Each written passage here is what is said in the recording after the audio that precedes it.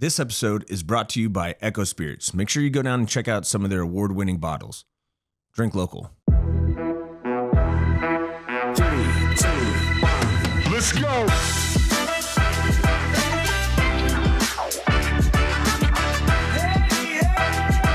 Intro to episode 44. Inaugural cheers. Cheers. Thanks, guys. Wait.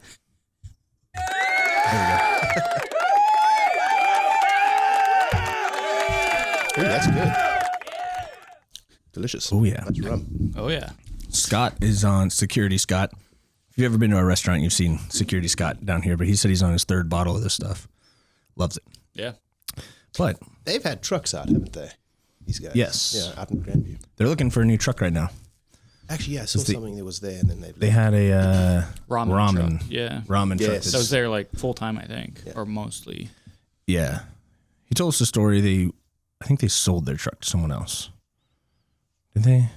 Something like that. Yeah. Or they sold the business. They sold the business, and then the new people were there, and they're leaving in January, so they're looking for a new truck.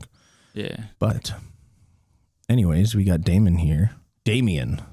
I honestly don't care. Like Matt Fetty is Damon? what most people go by. So, Yeah, Fetty it is. Fetty it is. So we met Fetty in 2023. Yeah. Sounds about I right. think when we started our food truck, like 4 trucks down. Yeah. We started off as bitter enemies, really. Yeah. Like, I think once we started encroaching on his territory with like the food truck, for people who don't know, like food trucking is very territorial, a lot of heads butting, a lot of So sabotage. this is the kind of podcast. Yeah. No, I'm just kidding. No, I mean, food trucking actually is so... It's not territorial. No, not at all. It's weird. It's very collaborative. Like very everyone's trying inviting. to help everyone else out because it sucks, and everyone's like, "I don't want this to suck for you." I just think that there's so much more to food trucking than people realize when they first come in. And from my experience, I'd rather help someone out and be like, look, if I can help you gain 2-3 months experience just by having a conversation, let's do it. Yeah. And I think most guys where we park are like that. Yeah, At least the older crew. yeah, Yeah, we were pleasantly surprised, I think, because we had no idea what we were even getting into. We just quit our jobs and showed up one day. We're like, well, we're here full time now. And I think Hello. that's what Yeah. most food truckers are are like. Like they leave a job and they open a food truck because, like I said, they think it's easy, but it's not. no, They think it's good money. It's not. So they have this idea of what food trucking is, and I think they very quickly find out that it's not what they envisioned it to be. Yeah, how long you been doing it now? 10 years. Yeah, 10 and a half years. It's crazy. So, check back there. 10 and a half years here in Columbus, and then I think for a year and a half to 2 years in Cape Town before I moved here. So a while. But yeah, I was also working and thought I want to do food. Did you ever go to culinary school or anything? I did not. You just kind of like trained yourself.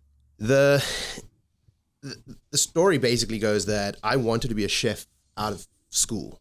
In fact, when I was we used standards in South Africa, but standard 6, which is grade 8, we had to make a choice if you want to do science or home economics. And I chose home economics. I was one of 2 guys and with a bunch of girls. So I thought, well, it's a great way to meet girls. Nice. But also I didn't want to do science. I was like, why must I waste my time doing this? I want to be a chef. I want to cook. And so from that age, 13 years old, 14 years old, that's what I wanted to do. But everyone convinced me that it wasn't the right way to go because the hours were bad. They treat you terribly. The pay is terrible. But this is now in like mid to late 90s. Yeah, So, and that's true for then. Like the celebrity chefs and chefs being cool wasn't a thing back then. So I listened to that foolishly. And then I went to university and I just dropped that. I still had the interest, but I dropped the desire for it. And then when I moved to London many years later, I was working corporate and I just had the hankering to go back into food. And the owner of the company I worked at said, look, we'll give you 6 months, go. We'll keep your position. And so I left for 6 months. I went to India and I backpacked through India, north, south, And most Indian people that I meet, I actually tell them where all I've been, and they're like, "You've been to more places in India than we have." Yeah. And it's true. And I learned a lot about the culture, about the food, and that's why I love Indian food so much. And I went back to London, and then I found a weekend kind of prep job in an Indian restaurant. And they opened their doors to me, and they showed me the tricks of the trade. It's like British Indian food. And so that just like fueled that little fire for me. And then I went back to the office, and I started offering once a week on a Monday. So on weekends, I'd cook for people in the office, and I'd charge them like £5 for a meal. And then every Monday, the whole office smelled like curry. And probably Tuesday as well. Well, sometimes. No one was in the office on Tuesdays because it was curry. No, I'm joking. But yeah, that's where it started. And then obviously a year and a half or 2 years later, I left London, and I spent on and off a year in London, in Thailand, by myself with a good friend, with my brother, and learned a lot about Thai and Vietnamese food in that time. And then went back to South Africa, and then I said, no, I can't do this advertising thing anymore, which is what I was doing. I mean, if I'd still been doing that, I may have made a lot more money, but, you know, I'd probably be a lot sadder, and I wouldn't be here. So, yeah, I mean, I ended up starting with a food stall in Cape Town, where I had like a wok set up where I'd be cooking for people to order, kind of like they do in Thailand.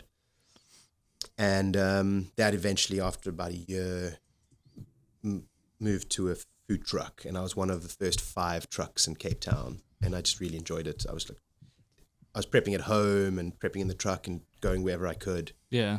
And then I came here on holiday, vacation, and then I married my now wife while I was here. And then, yeah, started to, and that was about just over 10 years ago. So what would you say your cuisine is like? Like, it's a fusion of a bunch of different cuisines, but it's not a fusion. Okay. People think that it is because they say it's Thai, Indian, South African are like the markers for the food. Yeah.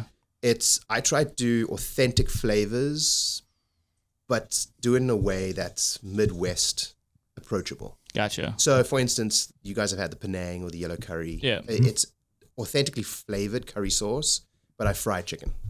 You'll not find a fried chicken with Penang sauce in Thailand. Yeah. So it's made for the Midwest palate, Gotcha. but with authentic flavors using real ingredients.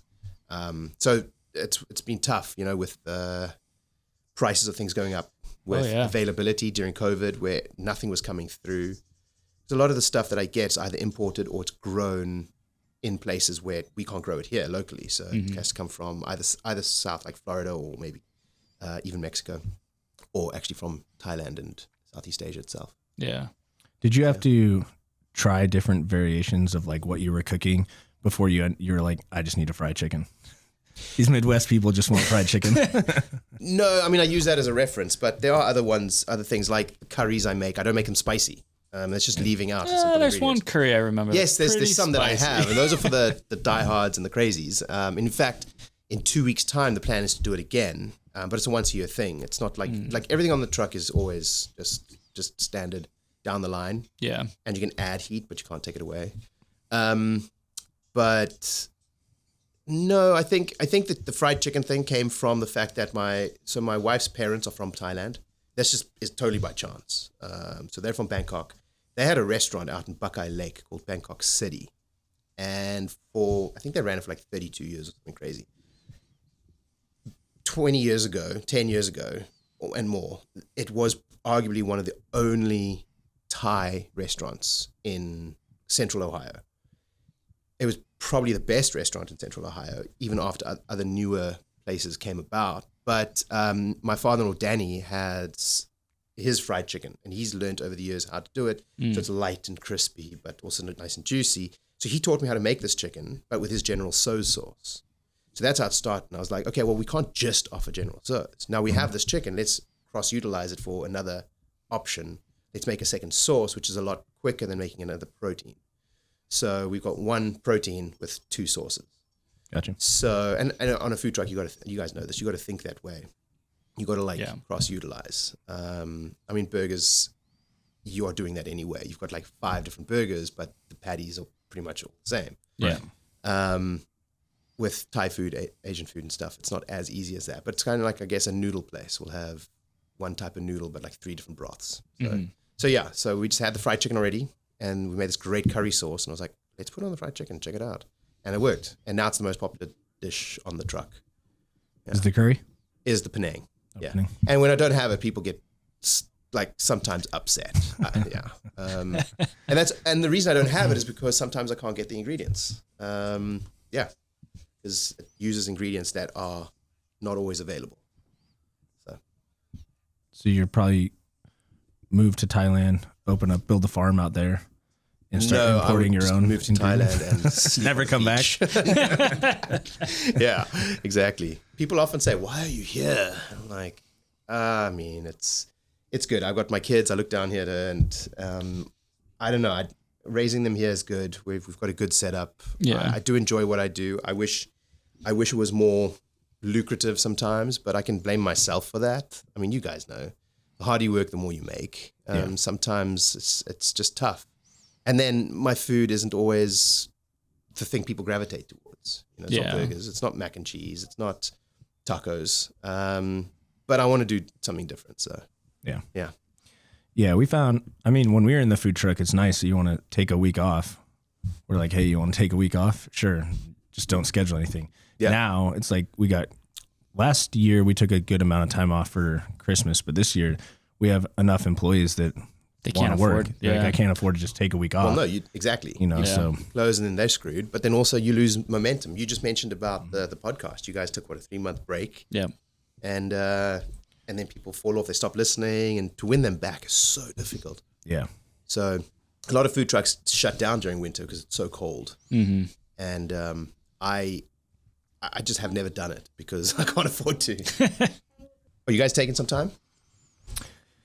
We're closing for Christmas, and then we'll probably close early on Christmas Eve. Yeah, we're still sorting out what everybody wants to work. Gotcha. Okay. But yeah, scheduling with a whole shift of people as well. How many of you guys got now? 16 now. 16? Yeah. Including us? Yeah, that's including us. So 14 without us. Wow, that's amazing. But yeah, so like I wanted to make the week. So if someone wanted to take time off, they could. Yeah. I'm not going to have their regularly scheduled shifts. And so basically what I did was like I filled shifts and people can claim those shifts.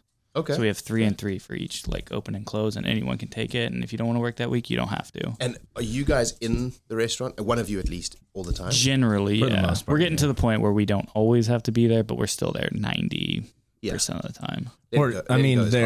Or we'll be here. Yeah. Yeah, right. So one of us here working or over there. But no, our hours have at least cut in half since we started. Yeah, here. from when we started, right? Yeah. Does that mean you are doing more house chores, or are you spending more time with the kids, or are you just sitting in here on your own? A little bit of that. Yeah, for sure. Yeah. I mean, when we opened this, it was like 100-hour weeks. Yeah. Yeah. Because we had no idea what we were doing, so we were both here, pretty much open to close every day of the week. We only did 5 days back then, right? Yeah, we were closed Monday, Tuesday. Yeah. But so it was 5 days straight open to close, and then one of us would cut out here or there, but for the most part, we were here all the time because we had to figure it out. Yeah. But we're in a point now where we got everything. But it's been situated. A year, just over a year?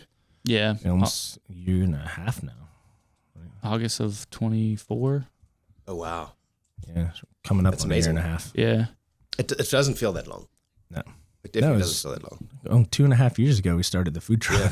It feels like a long time ago. Yeah. I mean, it's like, I was saying 10 years, just over 10 years on the truck, but the last 5 years have flown by like there's no tomorrow. I can't think back 5 years ago and think, what was I doing on the truck? Yeah. But the last 5 years feels like it was yesterday. Do you think it's because you've hit like a groove and now it's like you've got a zone that you kind of like stay in?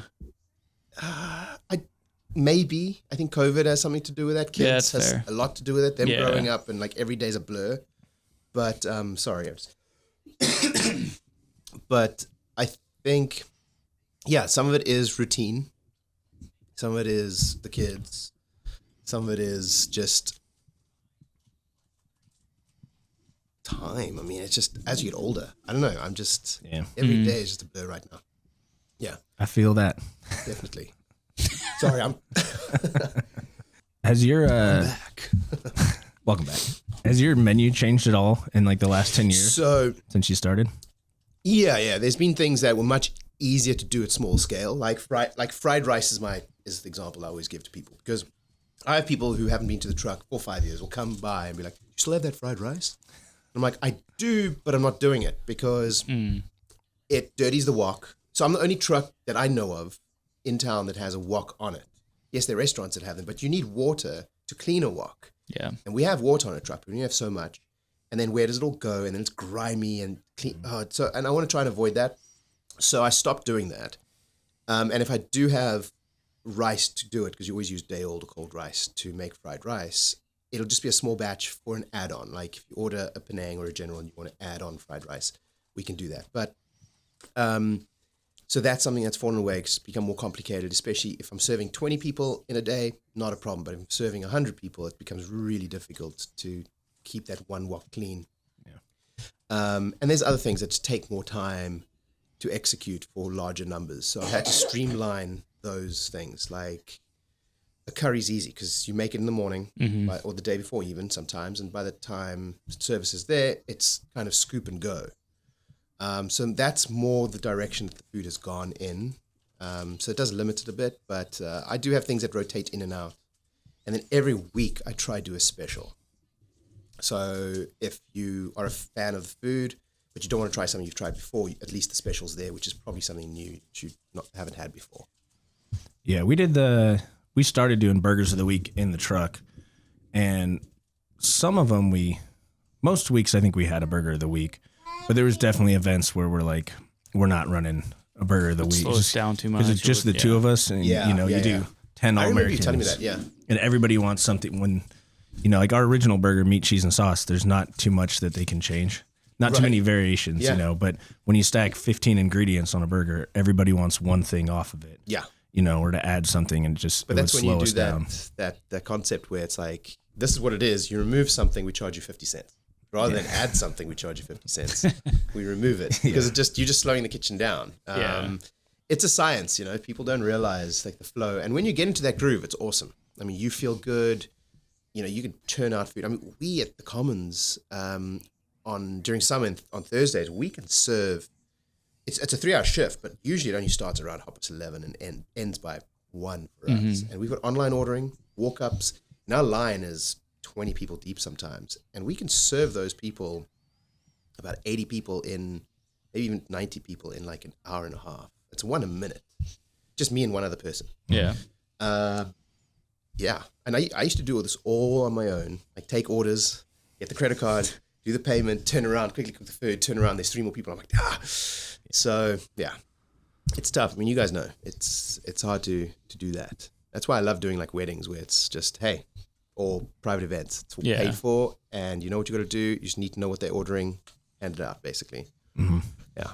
Yeah, it's always daunting when you're slammed at like a festival or something, and every time you turn around, there's like 30 people, and you look at the board, and you're like, I have 20 tickets. 20 people haven't taken the orders. It's just the like, worst is all when right. that happens, and then the internet goes down because there's so many people and everyone's on their phones. I mean, there's markets and stuff where it just gets so crowded. Yeah. And then you're looking and like you're holding your iPad up to try and get like some signal, and we don't have Wi-Fi on the trucks, so it's all 3 or 5G, and it's Yeah. At least with the food or like a kitchen, it's like you're separated. Like, you can have a full board, but you're not like looking at your customers who's been standing there for 30 minutes and just like, my burger ready? It's but do like, you think it's right here. Do you guys have like a time expectation? Like if it depends on like how full our board is. Like if we have like 30 orders on the board, it's going to take like 15. But what about minutes. a customer? I'm saying, like do customers think, oh, it's a smash burger, it should take you 2 minutes to make it? Like, why is it taking 10? No, most all the time people are like, wow, that came out fast. Yeah. Because if we're busy, it goes up to 12 to 15 minutes if we're really busy. Sure. Yeah. And sometimes 20 if we have like a huge catering order or something. Yeah. There's a bar over there. Go have it. Yeah. No, but even then, if you walk into a packed restaurant and your food comes out like in less than 15 minutes, it's not bad.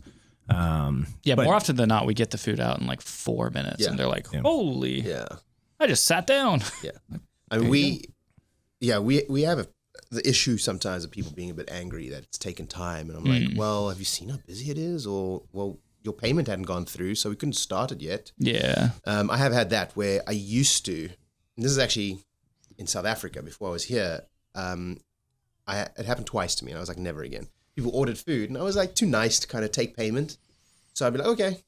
So I made it, and then just sat, and they never came back because they didn't pay for it. They were like, what's keeping me from just walking away? So now it's like, no, sorry, I will not make it until you paid for it. But yeah, sometimes people just are impatient and all that, but for the most part, they're not. Yeah.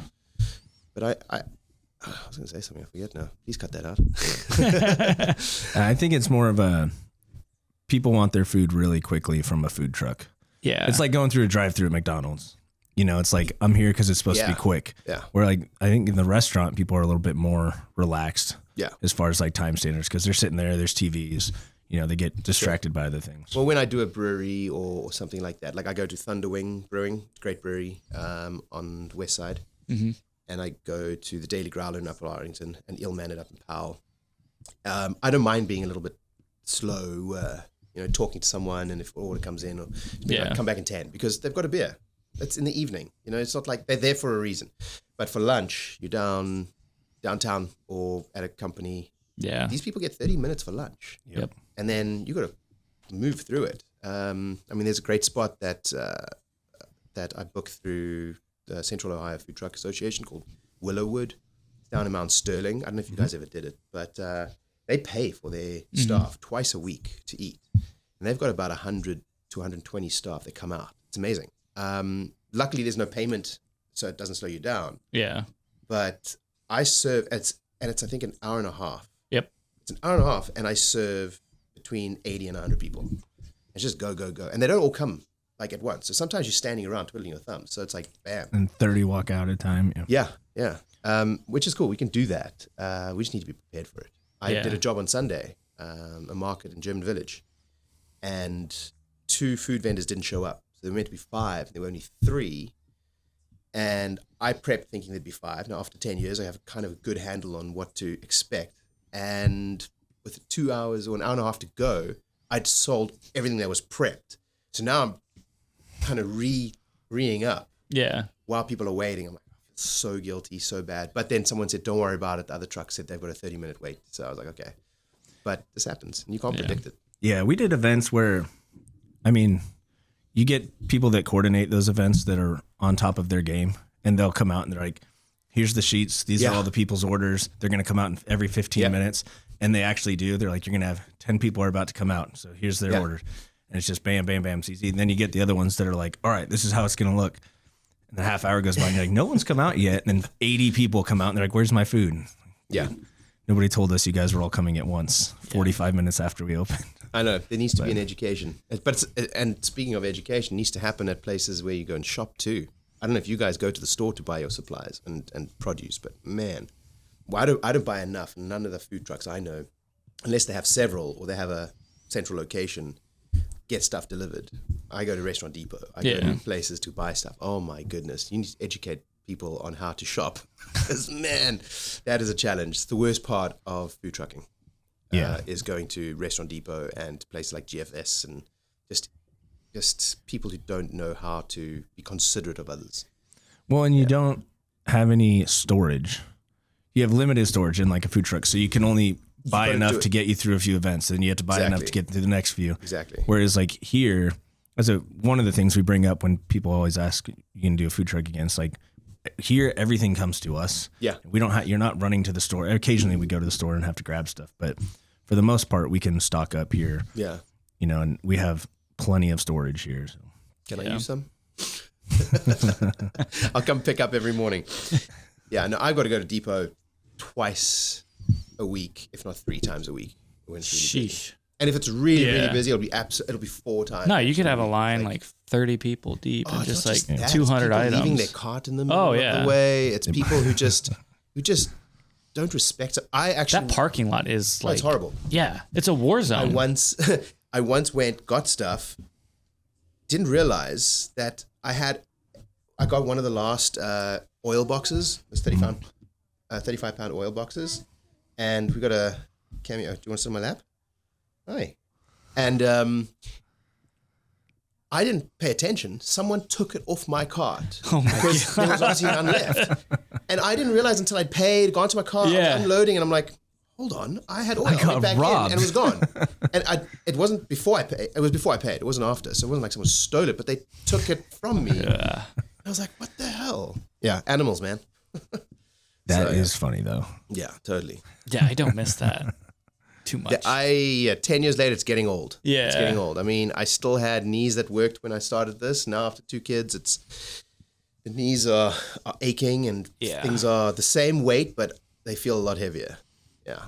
Yeah. Patience. And then also the bullshit. truck gets older, and every winter that goes by, I mean, I had to spend $7,000 this year fixing the truck up because it was, could have been. It was time. It was time. It was time. And I mean, you guys had a nice new trailer, so you didn't have to worry too much about that. But a lot of trucks, you'll get people who've, I mean, someone we all know had a trailer, the axle broke. You know, this happens all the time. This is Yeah. something also people don't think about and realize. We had our propane tank fall off the back of our truck did? from an event. Yeah. Before you left or while you were driving? So we left the event that night, and it was like 11 o'clock. And we got back to the commissary. I was backing him in, and I was like, something looks weird. I'm like, something just doesn't look right, because I've done this 1,000 times, and I keep looking. I'm like, oh, fuck. The propane tank, that's like 100-gallon cage. propane tank. Did you is guys have gone. one or two in the back? One. So the one. And we had The an one. event 2 days later, and we had no propane tank. Well, I mean, you can go replace that fairly quickly, but Well, plus the mount. So we had to build Yeah, the we- mount. we put it went- all We together. went straight to my dad's house the next day, built a whole new frame, got a new propane tank, had to redo the I had plumbing no idea that lines. this and happened. I'm everything. surprised you didn't Yeah, tell me no one before. did. That's Well, we nuts. waited. We were- Statute of limitations like 2 there you years. go. So like, fair enough. Now we can spill the beans. no, it was Where, did you go back and get the same? Did you get the? Yeah, we propane found tank? it. We Okay. knew exactly where it dropped Okay. off. It was like no one died or anything. It's cool. That's cool. Okay, It's good. totally fine. I mean, that's funnier than running out of propane at an event, which has definitely happened too. Did we have that happen? Grain and grape. That's right. We always had a 5-gallon in the back of my truck backup. with the hose. Ah, okay, that's good. So, but yeah, when you're in the middle of cooking, Yeah. and you're like, fuck, Yeah, you drop tots and you're like, That's not hot. That's not hot. I mean, I had this year. This has never happened. This happened this year. I have 2 rice cookers, and in the mornings I cook them both, so that when the one is done, the other one's already ready, and then I put it in, and then I just fill the other one up and recook. Because if I have too many, I don't have enough power to have like 3 going. Yeah. And I just brain fart, didn't like switch the one on.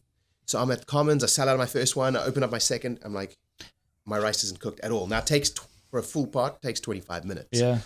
Now I've got probably 5-10 orders on, and I've got a line of people. I'm like, guys, I can't serve anyone right now. So if you're willing to wait, you'll get your food, but it's going to take like half an hour. Yeah. Luckily, 90% of people waited. Some people did yeah, go to other trucks. But yeah, these things happen all the time. I've actually got this list of things that I've thought about like putting on social media 100 times, with like a list of things that food trucking is like Like a public service announcement. a public service announcement. Yeah, I guess, These are yeah. the costs it takes. Yeah. These are the things you have to do. And I just never have, because it might come across as being a little bit like, oh, feel sorry for me. But it's just, people don't realize. It's like, I get calls. Hey, can you come out to an event? Now, today's Wednesday. Can you come out to an event tomorrow night? I'm like, maybe if I would like just open cans and bags of food and throw it in a fryer or a warmer, sure. Yeah. But I don't do that, so I can't. And I don't think people realize the difficulty it is to just run a truck, and not just run a truck day to day, but year to year. I mean, we're coming up to the end of the year. So like I said, it's slow now. It's terrible. Finding jobs in winter is really, really tough. You work twice as hard for half as much. Your hands freeze, everything. The truck goes through hell because it's stopping in this cold. And then you end up going in January. You've got to renew, or for my truck, I've got to renew the license. You've got to do all the insurance stuff. You've got to do, in April every year, it's health inspections, it's propane tests, it's all these things. And every single thing costs money. Now, you guys got to have the right time. They want you to have your hood inspected every year. And you need a sticker that needs to be certified, but no one's coming out to do hoods on food trucks because food trucks don't have the ANSEL systems, which don't need inspection. So now all they have to do is make sure it's clean. Places want to charge you $400 to $500 just to clean your hood, and my hood isn't that dirty that it needs that professional clean, right? And that's all that is for like a sticker that says this hood's been inspected. So my thinking would be, fine, can you not offer a service just to come out and inspect it and charge us like $30? Yeah. Like it's free $30 if you have the paperwork to do it. Yeah. But no one's wanting to do it for that price. So they want to make their $400-500. And so that's an extra cost every year. So yeah, so this long list of mine, one day I'll put it out there. But I mean, you guys know it. It's tough. We bought a new trailer and it had the full fire suppression system, everything in there. I think it was the last year we did the licensing. Yep. We had to do something with the tank. I think we had to get like the suppression tank, like a new tag on it or something. You have to do that once a year with those tanks. And the suppression needs to be inspected twice a year, apparently. Yeah, so we go, we go have the tank checked out, and they're like, yeah, this is an old tank, so you're going to have to get a new tank. And Yeah, it's so not you like- get it inspected every year, but they're only good for 7 years. Right. We got a And 6-year tank.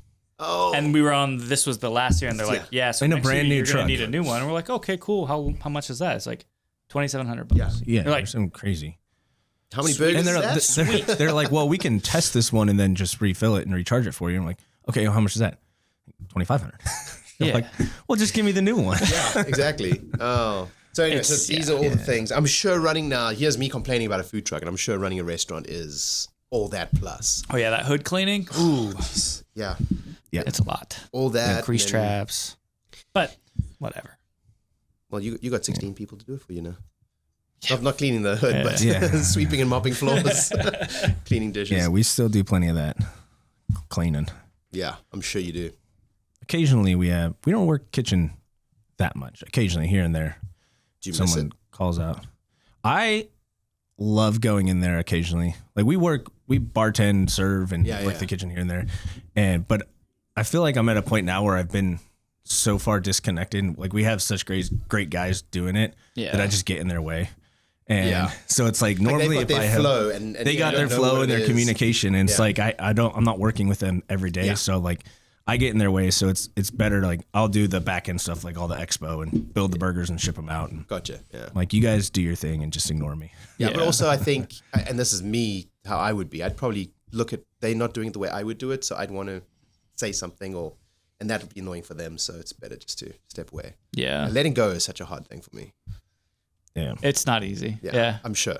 I mean, That's why we've done everything up to this point in very baby steps. It's been all very well, I'm gonna have to get some lessons progressively because that's why one of the reasons I've not taken that next step bigger. Yeah. is trusting people, you know, because I do everything myself, from the shopping to the cleaning, cooking, serving. So that's why I think after 10 years, I have a very rounded view of the industry and what it takes. And I think a lot of people come in thinking, oh, I'll come in and within a year I'll have 3 employees and I'll be on my second truck. And yeah, we probably said that. Yeah. So Well, exactly. we have 14 employees, not including us Yeah, right sure. now. We have had over 50 employees up to this right, point. yeah. So it's like, yeah, you think you're going to get people. I think we have one person that started with us with the Wow. restaurant. Wow. We've had the other person has been with us almost a year. That's crazy. 8 months, I think. February, I And think then is when the we started. other, pretty much everyone else was 3-4 months ago. So by the time this comes out, you would have lost another 5. No, Hopefully not. No. Hopefully I not. hope not. no, it's like you hire a bunch, you keep the good ones. Yeah. You hire a bunch, you keep the good ones. Yeah. You know, and Eventually you'll have a team. and that's where we're finally at now, where you know we have a really good core group of guys. And but yeah, the first like night that we're not here and other people are closing, it's like a little nerve wracking For sure. Yeah. when you're like our baby. Like I think they know what to do, right?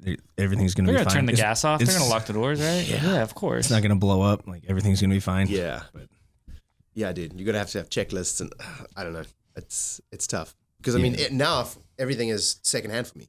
Yeah. I almost have like it's a routine. It's dance. Yeah. Like at the end, I know that I need to shut off the shut-off valve. I know that I've got this pin that stops the door that opens that up. I got to put it in, and I know where to move, and it is like a little dance. There's a baker in town. His name's Dan the Baker. I don't know if you've had him. Oh, yeah. He's fantastic.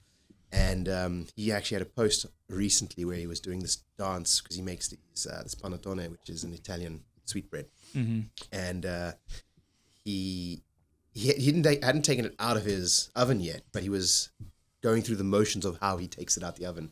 And he was just filming himself doing this. And it was like a dance. And I was like, I can relate to that because when I'm unloading my car and where I put the things, and then I move, or when I'm setting up for a job, how to open the awning and because I've got these pins that I put so the awning doesn't fall in strong wind. But you forget that once, the awning comes down, hits someone on the head, or you forget to lock your fridge.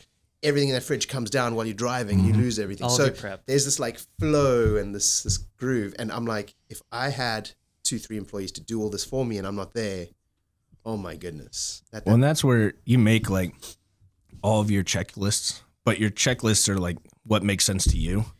And so you give somebody your checklist, like, all right, this is a perfect checklist. They can't mess this up. And then they go through this checklist. We're going to go through it together. I'm going to show you exactly what I need. But people interpret it different than you write it. Yeah. You know, and so like your checklists have to fail 2 or 3 times before you can figure out how do I like translate what I'm trying to say for anyone who just reads it to know exactly what I want. Usable one. And it's not like you can train that one person because same as you, they might not be there the next day. Yeah. They might quit. Right. They might leave. And you're playing a game of telephone too, because you're training that person who's training another person. And it's like what you said to them, what they said to them is going to be completely And they're different. like, well, that's what's on your list. And you read it and you're like, I mean, I guess you could read it that way. That is not what I meant. Yeah. Unplugging the rice cooker, sure, that's easy. Yeah. But put the pin in exactly. It might not work out that way. Yeah. So that's a challenge as well. But I do love it, you know? Yeah. It's the best thing about food trucking, I think, is the creativity, especially the type of food that I do and the way my food is set up is I can do a creative special all the time. I can do collaborations, which I have done many of, you know, and I don't want to put too much out there. When is this coming out? Monday. Okay. But I do need to sit down with a couple people. We had 2 dates on. We had to unfortunately cancel those, but there's some really good restaurants in town that I will hopefully be doing another collaboration with soon in the new year. And then also just other things to supplement the food truck income as well. Things like pop-ups, maybe private dinner parties, people's houses, cooking lessons and things like that. Because I mean, I do have a knowledge of these cuisines that not everyone here has, but also I can translate those, not a list that they're going to misinterpret, but I can translate those dishes into something that people can try and achieve at home. Yeah. They might not do it all the time, but at least I give them the skills to build on that. So hopefully one day they can go, oh, you know, I learned how to make a Thai curry from scratch. Even if it's not from scratch, just from the store-bought ingredients, and I can make it better than I could make it before. So I like to share that as well. And that's why I'd like to get to a restaurant spot one day. But then the next step is stepping away, like being able to get that running, and me not being in the kitchen, that's going to be so. And then you have a front of house that you have to train. That's tough too. Yeah. A lot of other stuff. Yeah. Just give me a walk-up window. Yeah. But with more creative or bigger space. Not a 12 by 3, right? Man. Yeah, you can like one of those bars that just have the random kitchen with a walk-up window on the side. I mean, the best one in town is Wario's. Good friends. Good also, friends too. Yeah. Well, I'm the same owners, really. Yeah. Hi again. Yeah, I mean, those guys are doing such great work in a small space, but such great work, and it's just a walk up. You know, they don't have to have a front of house. Yeah. They probably have 16 employees, or they got 2 locations, and they just churn out amazing food, and they go, now it's all yours, buddy. Throw it all away yourself, clean it up yourself. We're done. But yeah, you can't do like nice plating and sit down and experience without that front of house, which is something I might struggle with, but yeah, that's what other people maybe are good for. Yeah. Finding those right people, the right hires, who see the vision, who exactly. Well, that's why like I couldn't do pastry. You know, I have ideas, executing it terrible, but if I had to open a restaurant, I wouldn't be able to do the pastry menu. I'd have to find someone who could do it for me. Yeah. And train people up to do it, because I would be able to say, hey, this is what I'd like to do. Yeah. You figure out how to do it. Yeah. Yeah. Now, one thing that's nice with the front of house, though, I mean, you get it some in the food truck when the weather's nice. So people will hang out, stand in front of your truck and talk to you for 20 minutes. but having like the whole front of the restaurant and now the bar, we get all of our regulars, like loyal customers will be in there and they'll hang out for an hour and just chat. Awesome. Yeah. About how the business is going, where you lose some of that when you just have a window, in a doorway. People are grabbing their food and going.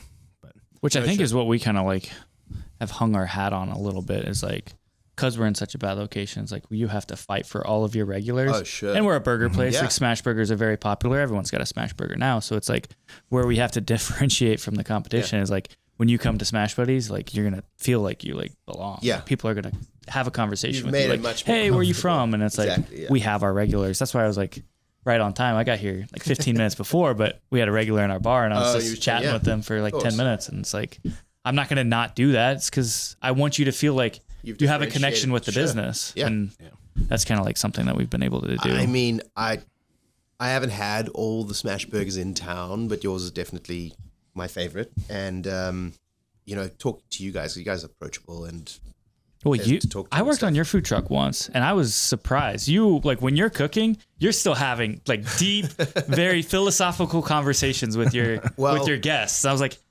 I'm just standing here. I'm like, I don't know what to do with my hands because I've never done this. That was up in Powell. Powell, the Daily Growler up there. That location. So I mentioned Thunderwing, Daily Growler. Are you wanting to sit here? Daily Growler and Ill Mannered. Now I've been doing those 3 locations for a long, long time. I mean, 5+ years. So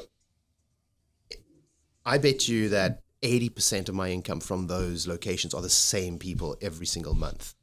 And I know them. I can almost know who they are, but just by hearing the sound of their voice, So yes, we have these conversations and stuff, and I've got to keep moving because I've got to cook. But where I think I differ from a lot of trucks is I don't have food that everyone wants all the time, right? Mine's more like I don't have burgers. Like I said earlier, I don't have burgers or mac and cheese and tacos, which 90% of people want. I have food that maybe 20% of the people want.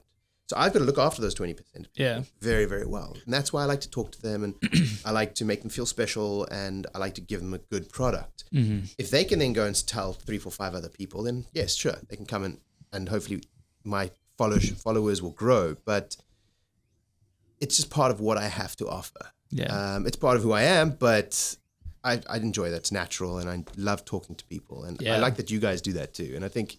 Well, that was one of the big takeaways I got from you is because like it was like you could predict someone what they were going to order and you're like, get that with this. I'm going to throw some fried rice on for you. Don't worry about it. Like I got you. And it's you knew exactly like, this person, thanks, try this. Now I'm blushing.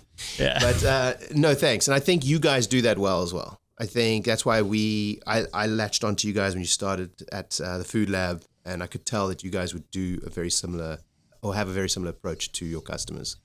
And I mean, I could see it in there as well. Like when we came to watch the game, I came with John McGuinness and a couple of his employees, and someone else walked in, and you greeted the guy by name. Like, must have been a regular, obviously, and they got whatever they got, and it was like you left us to go chat to them, and that's what I like about what you guys do. Yeah, it's approachable. It's not cold and just here's your food, go away. Yeah. So no, you're right. With a walk-up window like that is more difficult. The Warriors guys are very approachable and they have tons of followers and tons of people that they chat to for ages. When I go there, it's like, hey. But then it's so busy. I don't feel like they're chasing me away. I feel like the other customers are chasing me because it's so busy. You're hogging up the window. A little bit, not the window, more just whoever's at the window, It's like, and they've been around forever, but I understand too. that. We understand that because we're like, no, listen, we understand. We're in the industry, so go do your thing. We'll talk another time. But, those guys came from restaurant backgrounds and upscale fine dining backgrounds. Okay. Yeah. Similar to us then. Similar, yeah. Exactly. Just another burger truck. Yeah. No, it's been interesting. I hate when, like, we're at the point now where, I mean, when we opened, I was either Cole and we would switch off like 1 week in the front, 1 week in the kitchen. That way we could both kind of learn both. Yeah, that's both great. things. But you need more than a day. Like after you do it for 5 days, you can start building your systems or whatever. And then we'd switch and compare notes. But back in those days, it's like I knew all of the customers. Yeah. You know, and now I'm hardly ever up in the front. Sure. So when I go up there, I'm like, I know this guy. I cannot remember his name. Oh, but and no, I'm but like, that happens to me too. and you're like, hey, John, right? And they're like, no, it's Tom. My bad. It's been a while. Exactly. Yeah, I've learned never guess a name. Yeah. Never guess a Hey, name. friend. Hey, exactly. Hey, you. Just smile, be friendly, and hopefully they won't mind. Yeah. But I mean, who can blame them or blame you at least? It's you meet. You're trying. That's another You meet so many public people. service announcement. It's like we go like 1,000 people come to our restaurant. Exactly. It's You like, know, I mean, I'm doing my best. exactly. And yes, sure. I often say to people, if I don't know your name or don't remember your name, you haven't come to the truck enough. So it's like, just come more. Just come more. Tell me your name every time you come. Well, we get the name when we take the order, but just come more. Because I've got my regulars that I know. But honestly, sometimes I'll brain fart and I'll be like, you've been here like 5 times in the last 3 weeks. I still forget your name. But that's just bad memory. Yeah. Me being me. You're a father. Sometimes life's lack of hectic. sleep. I get it. All that jazz. Exactly. Yeah, we had a guy, Kobe. Shout out to Kobe if you ever listen to this. Oh yeah. But he's a FedEx driver in Hilliard area. And whenever we were over there, he would always pop through. And so we got to know him out there. But he came in a couple months ago and he was blown away that I still remembered his name and great, who he yeah. was. He was like, man, thanks for remembering who I am. That's crazy.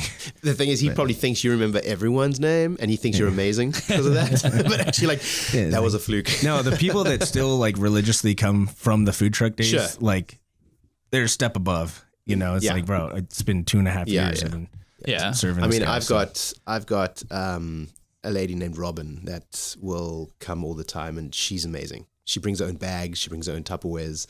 Like, she knows the drill, you know. And she's fantastic. She went to the casino once and did pretty well. She came by the food truck just to give me $100. I was like, thanks. that was unnecessary, but thanks.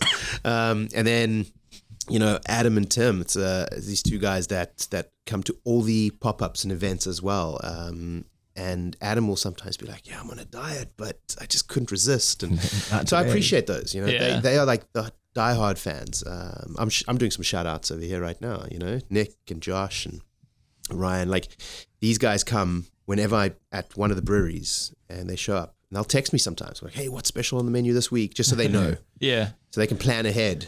We're bringing some friends, which is great. And yeah, Yeah, if I don't post the burger of the week by like 11:01 on Tuesday, there's always like 3 or 4 messages. Oh, what is it? People What are coming like, for you? hey, what is it? do Are you you? have people like come every week just to try the burger of the week? Yes. Yeah. That's cool.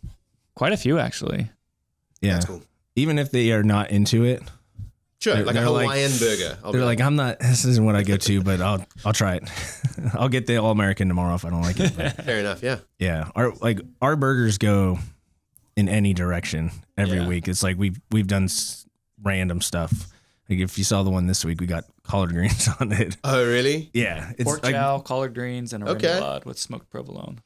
Oh, you guys. Oh, that's the Bayou one, right? Yeah. Yeah, I actually did see that. That's cool. yeah. So we've done very different things, but there's always some people that are like, that's not my favorite. That's not my go-to. And then the same week, same burger, someone else is like, that's the best one you've ever Yeah. done. Put it on the menu full Yeah. time. Yeah. So that's what's cool. Like, I think we care a lot less now about what the burger, like the final product, as long as it tastes good, you know, Sure. like we test everything first, but we don't really necessarily care if people are going to like it because someone will, Yeah. you know? So we do so much different stuff. It's like, there's going to be a few people that like, this is the one they've been waiting for. And Right. there always is. Yeah. That's what I do with my specials. At the Commons for lunches on Thursdays during summer. Thus far, it's hard to do because it's like 26 or 27 weeks that we're there. It's hard to do one every single week, especially with everything else during summer that's going on. But for the most part, I'll do maybe 20 new things. And I'll maybe have only 10 to 20 of them on the truck. Maybe not quite 10, but 15 to 20. And they'll always go. But sometimes people will be like, that was incredible. Please bring it up all the time. And other times they'll be like, no, I think I still prefer the Penang or General Tso's or whatever it is. But then I do a monthly special at the breweries as well. And sometimes the special was so good at the first brewery I'm at for the month that I'll have it at the other breweries as well. Like there's this great dish. It's actually Thailand's national dish called Pad Krapao. Ooh, yeah. And I want to actually do a burger with you. I'm guys. so ready. Pad Krapau burger. That would be amazing. Let's do it. Yeah. Right and, now. right now. Let's go. And I did one for Thanksgiving with turkey, and it was phenomenal. And I ended up doing that like for the 3 breweries that I was at. And I'm definitely going to bring it back onto the truck more often than I have before, just because I've figured it out now. Yeah. I figured out how to make it moreish and also not complicated to make. Sometimes can be complicated. That dish is a little less complicated, but some dishes are so difficult. Like I do this dish called the rendang, which is an Indonesian dish. It's a curry, but it's like a dryish curry. It takes so long to make the paste, to make the, like, let it reduce down to get the consistency. Yeah. It's more than 24 hours because of the time it takes. And people come up to the truck and ask me for it because it's so good. And I'll do it once or twice a year. I wish I could do it put it on the menu all the time, but it's just too difficult. Yeah. So that's always the challenge. That's what some of the burgers of the week we do. We're like, yeah, We shouldn't have done that. We shouldn't It have was done good. We sold a ton of them, but we're like, God, everyone at the end of the week's like smoked. Yeah. Yeah, that's too much work. Which one was that? Which is the one that was The Augusta much. Royale, I think, was the one that comes to mind. Yeah, that one. Pimento cheese that we Bacon made jam. in-house. Bacon jam. You braised made the brisket. bacon jam brisket. too. And braised brisket. Yeah. Oh, jeez, okay. And So we it were was flying through and that. we did 100 more of those that week than we were expecting to do. Yeah. Because like some burgers, you look at a picture, and if it's like anything barbecue style, like brisket, pork, bacon, barbecue sauce, people look at the picture and they're like, yeah. Whatever's on that, I'll take it. Yeah. I'll take 2. Yeah. And they don't even read what's on it. Where like a lot of the other ones, people take the time to read it and then decide from there. But anything barbecue style, they look at and ring it up. But yeah, that one we were just constantly like on the verge of selling out all week long. Damn. So we're like, we'll do that again for the Masters. That's the week we did it. So we'll do it for the Masters again this year. But Sometimes it's worth it. Like the rendang, I'll do when it's worth it. Like I was saying earlier that nothing is too spicy, and you said some things are. The one dish is the fowl, which is what you were talking about. That dish I normally do either November or December, depending. But I make this naga pickle, which is it's got 5 of the hottest peppers around. is that stuff you made us try? Yes, it is. Oh, yeah. Yeah, I remember that day.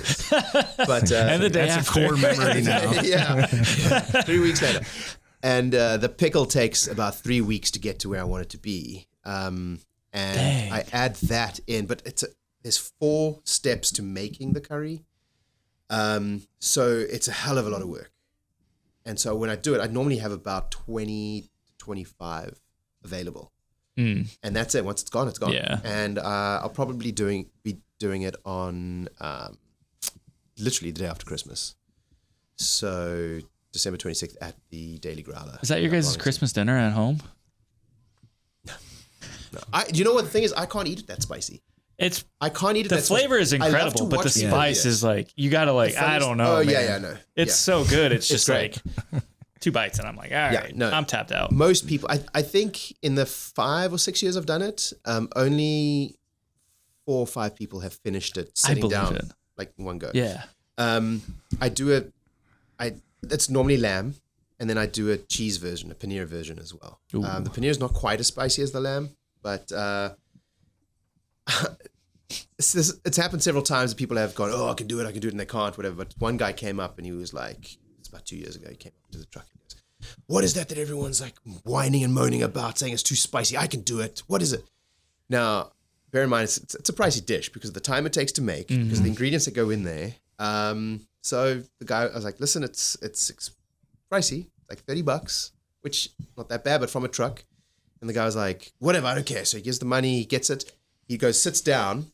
He apparently, I didn't see this is what other people told me. He sits down, he had 1 bite. And before that bite could touch, he had a second bite.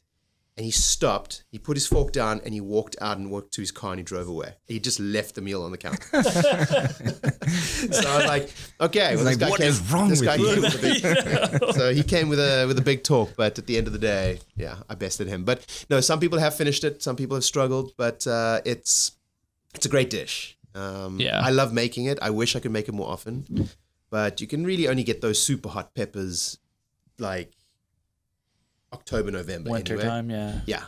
Otherwise, they're frozen. You try not to use the frozen. I like to use them fresh. They have a more fruity flavor. And so the pickle's sitting right now. So hopefully in 2 weeks it's perfect. And we'll be able to burn some face holes. Yeah, don't contact me. Do not reach out. We should do a burger. Inferno burger. Inferno. Maybe just a Jalokia burger. Naga. No. We'll just tell them it's mild heat and then put that on there. File burger. Yeah. Yeah. We'll work something out. Yeah. I actually saw Mikey from Mikey's Late Night Slice at an event where kids were at, and I mentioned to him because he always does like a spicy thing, and I was like, let's do a collaboration with that. I actually need to follow up on that. That could be quite cool. Yeah, but other collaborations as well. I don't have any more information, but I'd love to share when I can about the others because that'll be quite cool. They're like sit down, 4 or 5 course dinners where I can like be more creative and flex those like culinary muscles, rather than just the regular food truck stuff. Yeah. Yeah, it's kind of what the burger of the week gives us. That's awesome. And the I guys love in the that. kitchen. Yeah, you said that the guys, everyone comes together, but everyone has a say. Everyone can like Yeah. So make. each month we do 1 week is a repeat burger. 1 week's a new restaurant So creation. a repeat special. Yeah, repeat Okay. burger of the week, which we have like 35 now to choose from. At least. Oh, So we always do okay. one that's like a popular repeat that we do. Okay. One's like a new creation that me, Jared, or like the whole kitchen comes together and like builds something. Like that's what this is.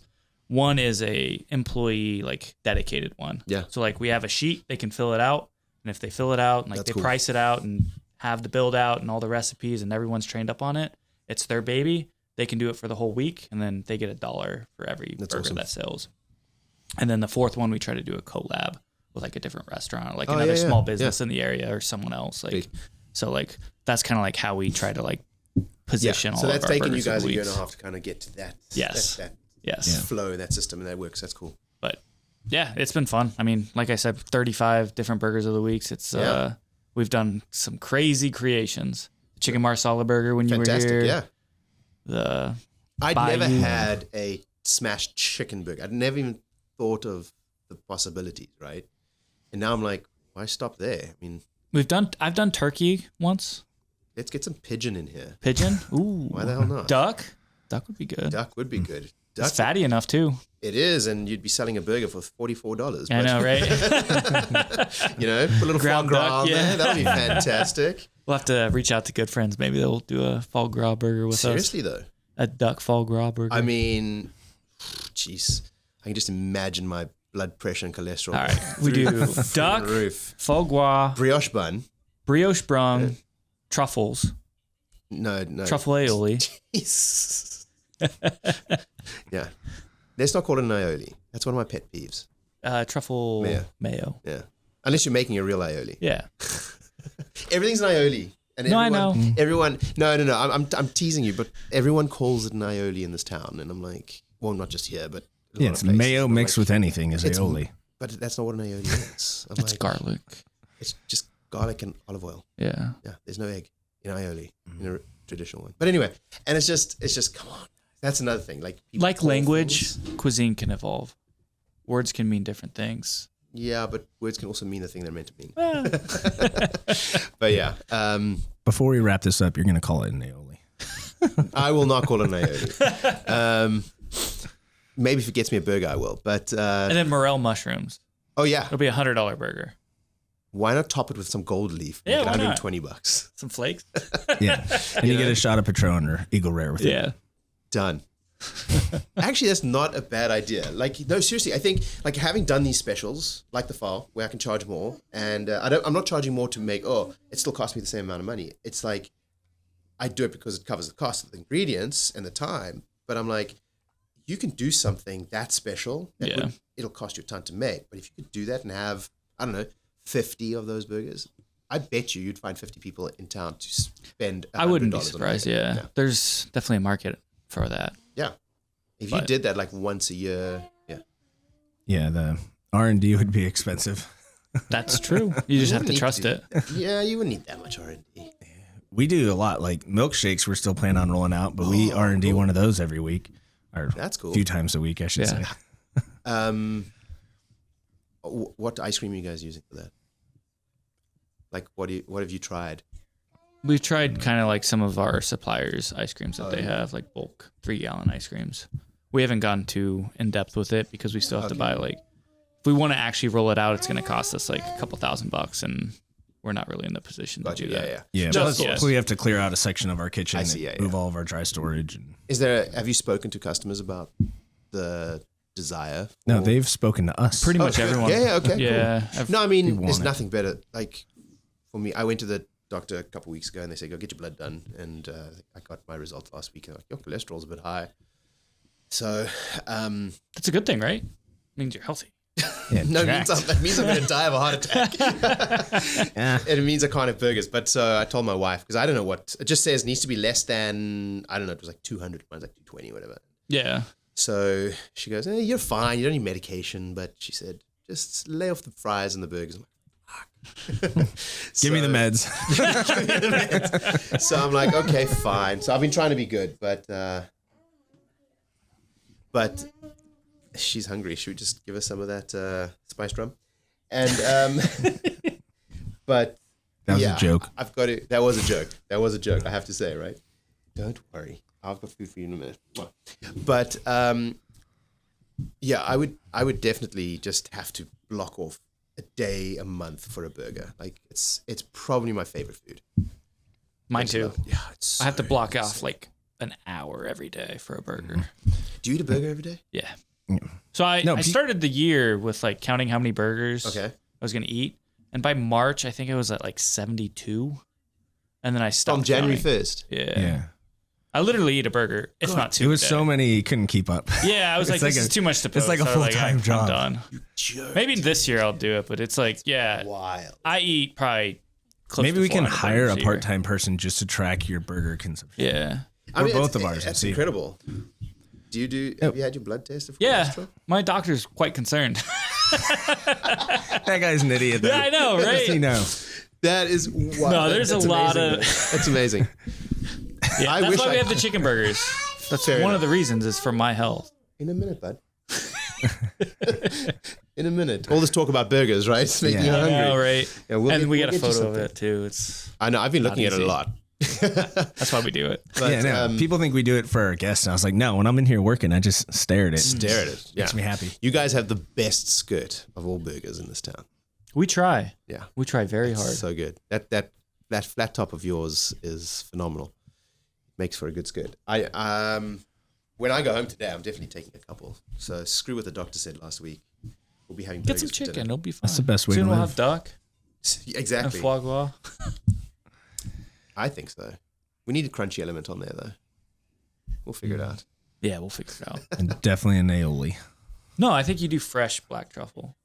Yeah, Kind of crunchy-ish. a little bit. We'll fry it. We could do some fried mushrooms, fried shiitakes. Morel. Morels, yes. Yeah. Yes, you mentioned morels. Those are expensive. $100 burger. Yes. Let's do it. Yeah. I'm here for it. I think we'd sell some of them. One of our guys in our kitchen wants us to do like those Serrano ham legs that you have to get like a specialty knife. You could put one of those on there. Yeah, I wouldn't. I would just eat the Serrano ham. Yeah, you don't want to dilute that flavor with bun and all the other nonsense. No. We just serve it as a side. Yeah. Put it on a toothpick on top. Yeah. Chunk of ham. It's so good. It's so good. Yeah, no, it blows all the Thai stuff out of the water, that's for sure. Yes, my girl. All right, I think she's getting bored now. All right. Shall we? Let's wrap it up. No, well, thanks, guys. Yeah, thanks for coming on. man. Of course. We'll cheers our way out of here with your guys' empty glasses. The Pad Krapow burger. Yes, Coming soon. and well, we'll talk about it again, but I do 3 cuisines, Thai, Indian, and South African. Oh, I really want to do like a butter chicken or tikka masala burger. No? We've got better ideas than that. Sag paneer? That's going to be tricky, but we can do something better. All right. Figure it out. All right. Sounds All good. right. Awesome. For the Thanks, next guys. episode. Smash you later. Later, taters.